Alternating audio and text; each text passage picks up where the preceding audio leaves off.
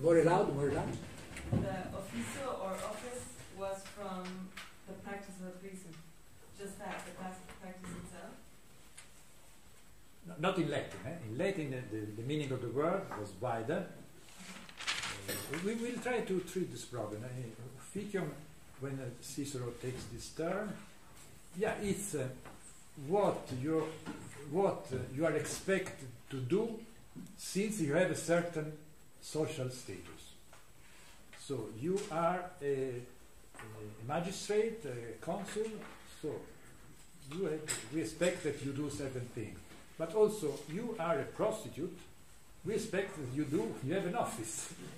So it is a very wide. But then, what is strange that the Christian fathers took this term. This is a very strange thing. So it happens with Ambrosius. It didn't begin in the religious realm. It was appropriated by the in Latin it was not only it was very wide meaning. Also religion. So there was also a religious office, but not in the sense that was taken by the Christian who then was really the praxis of a priest. What a priest has to do. What defines a priest. Yes. Just in regards to how the office provides these kind of subjective identity, but the office itself kind of exceeds the person, because say for example the office of the President of the United States. Now that office has existed for 200 odd years or whatever, but obviously no president has exceeded the 8-year limit. So is there a difficulty there as well? I don't see the difficulty. So when we speak of the office of the President of the United States, so this is a modern secularized instance of this office which comes from religion, etc., etc. But it's almost the same concept. You know? What do you mean? Where is the difficulty? I don't see it. But that's I don't know.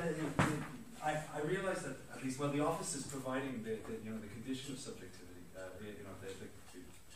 the capacity to the individual. But the fact that this subjectivity itself exceeds a personal language. Yeah, no, that's very interesting. We'll not probably start going back to the other. Yeah. The strange thing of the notion of office, also perhaps of duty, is that it is secular. Because officium is what a priest has to do, but it has to do this thing because it is a priest. So the notion of priest, and the same thing for the President of the United States. So the President of the United States has to do certain things which defines his office. But so what is the President of the Estados Unidos? It's a circular notion. So the office is defined by the person, and the person is defined by the office. Then you can distinguish the physical person, of course. But in the political and the religious figure, it's a very curious singular thing, because the president is defined by the office, and the office is defined by the president. The priest is defined by the office, and the office is defined by the priest. The priest as official figure. Of course, you can distinguish the physical being, which then becomes a priest, and then becomes a president. I'm wondering if there's roots in this, and I'm not deep in Roman history, but I remember that I can't remember even where I ran into this. At some point in Roman history, the social structure became very rigid, and it was extremely difficult to move up or down strata. And in particular, the position of the taxpayer was fixed. But it's not just fixed to the individual who holds the office. It goes from generation to generation in that family.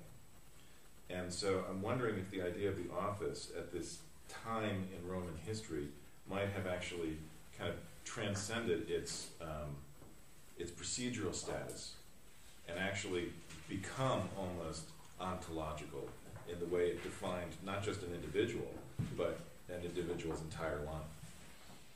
Isn't that how kings and queens go too? Or a king goes, you pass down. Right. Yeah. Families and names, a name of It was family. not really like in a king. You are referring to the imperial Roman administration, who became rigid in this sense. Yeah. So not in the Republic time, where it's not like that. It's true that in imperial empire time of administration, but it never. So the office, it can perhaps be transmitted from one person to the other, but does not lose its connotation of being an office. No? Okay. In some sense, there is no theory like for the king of a sacred origin of this. No? The officium in the beginning in Rome is not a religious, exclusively religious notion. Just what you are expected to do since you have a certain social status. But it's more interesting for us the Christian notion of office, because of course in Rome it's more floating, more vague. While what is interesting is why the Christian fathers decided to take this term to define the essence of the church. Because what is the essence of the church? The office. You know, no, that the Vatican is called the Holy Office. And the liturgy is the Holy Office. And also the Opus Dei, work of God. But let's not anticipate what we'll perhaps treat in the next lessons. Not lessons, seminars. No, but I want just to underline when Foucault says my conception relates to an ethics, but an ethics not understood as a code of rules.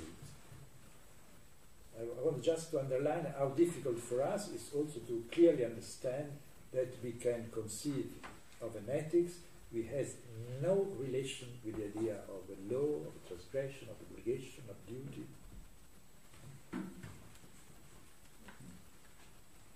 And this is Foucault ideas. So when Foucault speaks, and that's why he speaks of an art of life and a status of existence with the relation to morals, because it's not a regulative moral. Regulative. Regulative? Doesn't exist this word? Regulative. Okay, I have a quick question though. Is the take care of yourself imperative that you mentioned, were you saying that through Foucault or through Heidegger? Art existence we find in Foucault. The take care of yourself. Take care of self, yes. Okay. No, Hadot worked a lot on this idea that philosophy is first of all a way of living and not only a doctrine. But then the problems were very near. That's why the two met. That's why Foucault and Hadot met in the last years of Foucault's life when he was working on this problem, and then he was interested in Hadot's idea of philosophy as way of life, and Hadot was interested in Foucault's problematization of the self. But then I just wanted to, and we go on seeing how Hadot could not really understand what Foucault meant. Perhaps I have to say that Hadot was a priest. Originally he was a priest, then he went out from the church, but he was a priest, so he was Christian. So it was difficult for him also to leave the notion of subjectivity, because the notion of subjectivity comes not only from Descartes, comes, as I try to suggest, from a scholastic medieval philosopher, and first of all from Christian theology.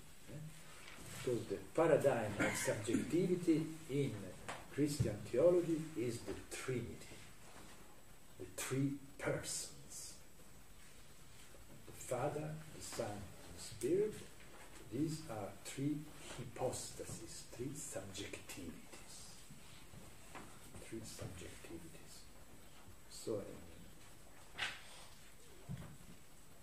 there is, our notion of subjectivity has also this great theological background. The Christ as being a subject, a person, hypostasis of the one divine figure, substance.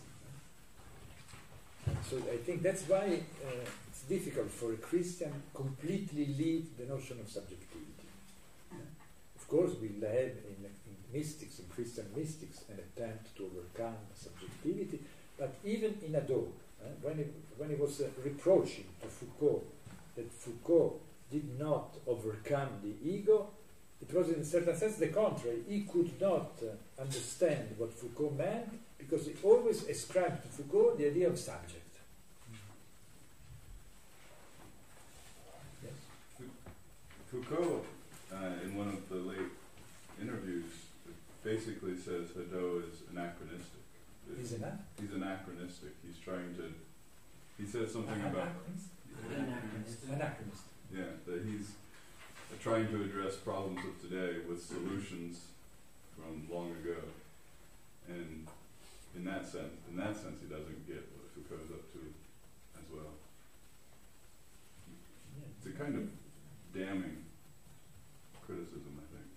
Yeah, but I think that the main difference is in the different conception of subjectivity, which seems very near, but it's not so near at the sense. Shall we make a break?